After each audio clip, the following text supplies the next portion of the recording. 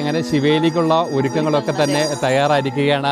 അമ്മയുടെ ഒരു പുറത്തേക്കുള്ള ഒരു എഴുന്നള്ളിപ്പിനുള്ള തയ്യാറെടുപ്പുകളൊക്കെ തന്നെ നടക്കുക. എന്തായാലും വളരെ വേഗം കോഴിക്കോട് കൂടി പോകണം. കേസരി അമ്മൻ ക്ഷേത്രത്തിന് മുന്നിൽ നിന്നും അനഘ ഹർഷൻ കൂടി ചേരുകയാണ്. അനഘ എന്തായാലും ഭക്തിനിർഭരമായ കാഴ്ചകളാണ് എല്ലാ ഇടങ്ങളിലും ഉള്ളത്. എല്ലാ ഇടങ്ങളിലും അമ്മയുടെ ആ ഒരു ചൈതന്യം, അമ്മയുടെ ഒരു അനുഗ്രഹം നിറയുന്ന ആ ഒരു സമയം തന്നെയാണ്. എങ്ങനെയാണ് കോഴിക്കോട് നിന്നുള്ള വിശേഷങ്ങൾ എങ്ങനെയാണ്?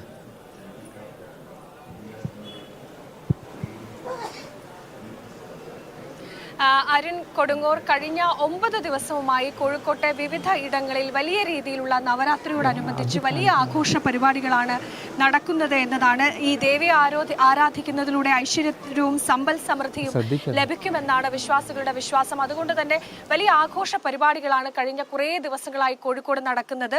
ഇന്ന് ദുർഗാഷ്ടമി ദിവസം ക്ഷേത്രങ്ങളിൽ വിശേഷാൽ പൂജകളും വഴിപാടുകളും ഒക്കെ നടക്കുന്നുണ്ട്. വലിയ ഭക്തജന തിരക്കാണ് ക്ഷേത്രങ്ങളിൽ അനുഭവപ്പെടുന്നത്. നമ്മളിപ്പോൾ നിൽക്കുന്നത് ഈ കേസരി അമ്മന്റെ മുന്നിലാണ്.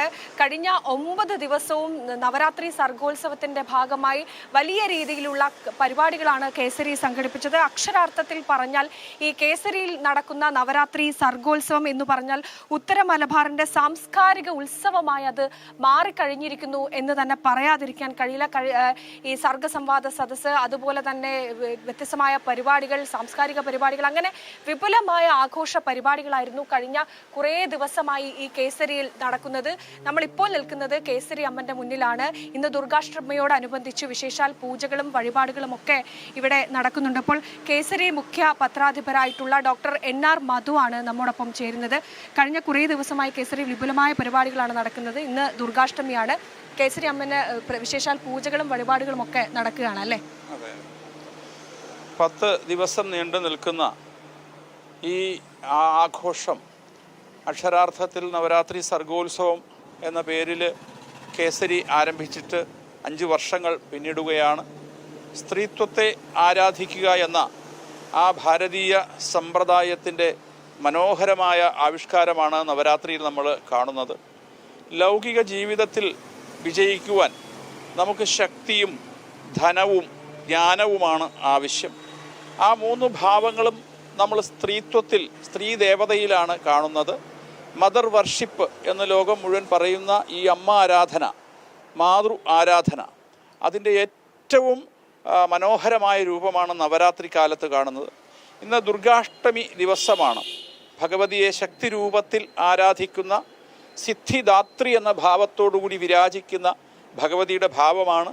ഉപാസിക്കുന്നവർക്ക് സർവ്വസിദ്ധികളും നൽകുന്ന ആ ദേവിയുടെ ഭാവമാണ് ഇന്ന് പൂജിക്കപ്പെടുന്നത്.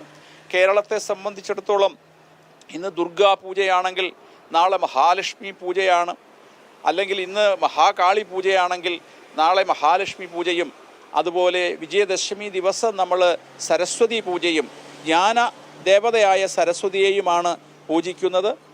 താന്ത്രികമായ പൂജാ സമ്പ്രദായം കേസരി അമ്മന് ഈ നവരാത്രി കാലത്ത് മാത്രമേ ഉള്ളൂ. ബാക്കി ജനകീയമായ പൂജയാണ്. ആർക്കും എപ്പോൾ വേണമെങ്കിലും ഇവിടെ വന്ന് പുഷ്പ അർച്ചന നടത്താം, ഹാരം ചാർത്താം, വിളക്ക് കൊളുത്താം. അങ്ങനെ ഒരു വിധാനമാണ് ഇവിടെ ചിട്ടപ്പെടുത്തിയിരിക്കുന്നത്. അങ്ങനെ 9 ദിവസമായി അതിമനോഹരമായ രീതിയിൽ ഇവിടെ വിവിധ പരിപാടികളോടുകൂടി, എനിക്ക് തോന്നുന്നു സമഗ്രമായ രാവിലെ ആരംഭിക്കുന്ന യോഗ ശിബിരം മുതൽ, സാധനാ ശിബിരം മുതൽ, ഉച്ചയ്ക്കുള്ള ഫിലിം ഫെസ്റ്റിവൽ, അതേപോലെ വൈകുന്നേരം നടക്കുന്ന ആശയ സംവാദത്തിൻ്റെ സർഗസംവാദം, അതേപോലെ അത് കഴിഞ്ഞാൽ നടക്കുന്ന സർഗോത്സവം, വിവിധ കലാപരിപാടികളുടെ അരങ്ങേറ്റം. ഇന്നലെ ഇവിടെ മധുബാലകൃഷ്ണനെ ആദരിച്ചു, നമ്മൾ കണ്ടതാണ്. നിരവധി കേന്ദ്രമന്ത്രിമാർ, MP-മാർ, സാമൂഹ്യ സാംസ്കാരിക നായകന്മാരുടെ എല്ലാം സാന്നിധ്യം വിജയദശമി ദിവസത്തിലാണെങ്കിലും അക്ഷരദീക്ഷ എന്ന പേരിൽ ഈ സരസ്വതി മണ്ഡപത്തിൽ നടക്കുന്ന വിദ്യാരംഭം, അത് കലയുടെ വിദ്യാരംഭവുമാണ്, അക്ഷര വിദ്യാരംഭവുമാണ്. നിരവധി പ്രമുഖരും പ്രശസ്തരുമായ ആൾക്കാരാണ് അതിൽ കുരുന്നുകൾക്ക് അക്ഷരം പകരാൻ വേണ്ടി ഇവിടെ എത്തുന്നത്. അത് തന്നെയാണ് അരുൺ കൊടുങ്ങൂർ. വലിയ ആഘോഷ പരിപാടികളാണ് കേസരിയുടെ നേതൃത്വത്തിൽ നവരാത്രിയോടനുബന്ധിച്ച് നടക്കുന്നത് എന്ന് തന്നെയാണ്. എന്തായാലും ഇന്ന് ദുർഗാഷ്ടമിയാണ്. ക്ഷേത്രങ്ങളിൽ, കോഴിക്കോട്ടെ വിവിധ ദേവീ ക്ഷേത്രങ്ങളിൽ വിപുലമായിട്ടുള്ള ആഘോഷ പരിപാടികളും അതുപോലെ തന്നെ വിശേഷാൽ പൂജകളും നടക്കുന്നുണ്ട് എന്നതാണ്.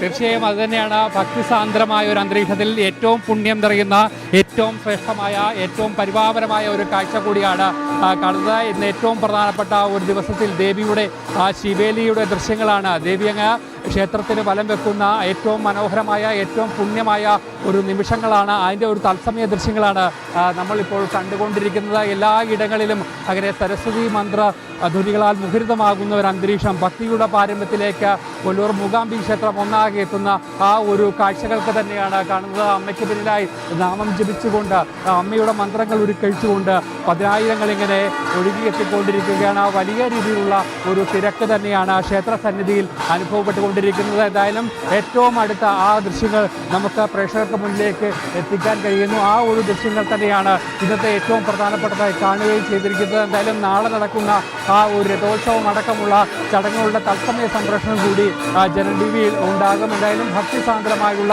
ഒരു അന്തരീക്ഷം, എല്ലാ ഇടങ്ങളിലും പ്രാർത്ഥന നിറയുന്ന ഒരു അന്തരീക്ഷം തന്നെയാണ് ഉള്ളത്. അമ്മയോടുള്ള അചഞ്ചലമായ ഭക്തിയിൽ ദൂരദേശങ്ങളിൽ നിന്ന് പോലും അനേകായിരങ്ങൾ ഇവിടേക്ക് കൊല്ലൂർ മൂകാംബിക ക്ഷേത്രത്തിൽ നിന്നും എത്തുന്ന ഒരു കാഴ്ച, ആ ഒരു കാഴ്ച തന്നെയാണ് എല്ലാ ഇടങ്ങളിലും ഉള്ളത്.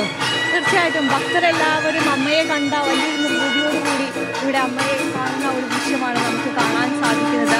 ശ്രീവേലി ക്ഷേത്രത്തെ വലം വെച്ച് വരുമ്പോൾ നമുക്ക് ഇവിടെ വിവിധ പ്രായത്തിലുള്ള അമ്മമാരും കുഞ്ഞുങ്ങളും എല്ലാവരും അമ്മയെ കണ്ട ഒരു സന്തോഷത്തിൽ ആ ഒരു അനുഭൂതിയിൽ ഇരിക്കുന്നത് നമുക്ക് കാണാൻ സാധിക്കും. ഇത് നമുക്കറിയാം. എത്ര മനോഹരമാണ്. ആ ഏറ്റവും അടുത്തുള്ള ആ ഒരു ദൃശ്യങ്ങൾ കൂടി നമ്മുടെ ക്യാമറമാൻ അനീഷ് കാട്ടാക്കട പകർത്തി നൽകുന്നത്. ഇന്നത്തെ ഒരു ദിവസം അത് ഭക്തരുടെ മുന്നിലേക്ക് ഈ ദൃശ്യങ്ങൾ എത്തിക്കാൻ കഴിയുക എന്ന് തന്നെയാണ് ഏറ്റവും വലിയൊരു നിയോഗമായി നമ്മൾ കാണുന്നത്. കാരണം പതിനായിരക്കണക്കിന് ആളുകളാണ് ഈ ഒരു ദിവസം അമ്മയുടെ ഈ പുണ്യ സങ്കേതത്തിലേക്ക് എത്താനായി കൊതിച്ചിരിക്കുന്നത്. പല കാരണങ്ങളിൽ പല രീതിയിൽ അവർക്ക് വരാൻ പറ്റാതിരിക്കുന്ന ഒരു സമയം അവർക്കായി നമുക്ക് കൊടുക്കാൻ പറ്റുന്ന ഏറ്റവും വലിയ ഒരു അമ്മയുടെ ഒരു അനുഗ്രഹം അത് തന്നെയാണ് ഏറ്റവും പ്രധാനമായി എടുത്തു പറയേണ്ടത്. ഏതായാലും തൊഴിൽ കൈകളോടെ അമ്മയുടെ നാമസങ്കീർത്തനങ്ങൾ, അമ്മയുടെ മന്ത്രങ്ങൾ ജപിച്ചുകൊണ്ട് പതിനായിരങ്ങൾ അങ്ങനെ മൂകാംബി ക്ഷേത്രത്തിലേക്ക് ഒഴുകിയെത്തിക്കൊണ്ടിരിക്കുകയാണ്. ഇവിടെ നൃത്താർച്ചന നടത്താൻ ഒരുപാട് കുടുംബങ്ങൾ ശിവേലി പോകുന്ന വഴിക്ക് കാത്തു നിൽക്കുന്നുണ്ട്. ശിവേലിക്കൊപ്പം തന്നെ നൃത്താർച്ചനകളും നടക്കുന്നുണ്ട് ഇവിടെ. അങ്ങനെ അത്തരത്തിലുള്ള ഒരുപാട് ഭക്തരുടെ പ്രാർത്ഥനകൾ ഏറ്റുവാങ്ങിക്കൊണ്ടാണ് അമ്മയുടെ ശിവേലി കടന്നുപോയിക്കൊണ്ടിരിക്കുന്നത്. എന്തായാലും ആ ചടങ്ങുകൾ തന്നെയാണ് പുരോഗമിച്ചുകൊണ്ടിരിക്കുന്നത്. എന്തായാലും ഭക്തസഹസ്രങ്ങൾ ഇങ്ങനെ അമ്മയ്ക്ക് മുന്നിലേക്ക് പ്രാർത്ഥനാ മന്ത്ര ധ്വനികളോടെ നിൽക്കുകയാണ്. സർവ്വ ദുരിതങ്ങളും സർവ്വ ദുഃഖങ്ങളും മാറ്റുന്ന ഈ അമ്മയുടെ തിരുമുന്നിലേക്ക് എത്തുന്ന ആ ഒരു മനോഹരമായുള്ള ഒരു കാഴ്ച, ആ ഒരു കാഴ്ചകൾ തന്നെയാണ്, അതിൻ്റെ ഒരു തത്സമയ ദൃശ്യങ്ങൾ തന്നെയാണ് പ്രേക്ഷകർക്കും ഈ ഒരു നിമിഷം, ഈ ഒരു സമയം നമുക്ക് എത്തിക്കാൻ കഴിയുന്നത്.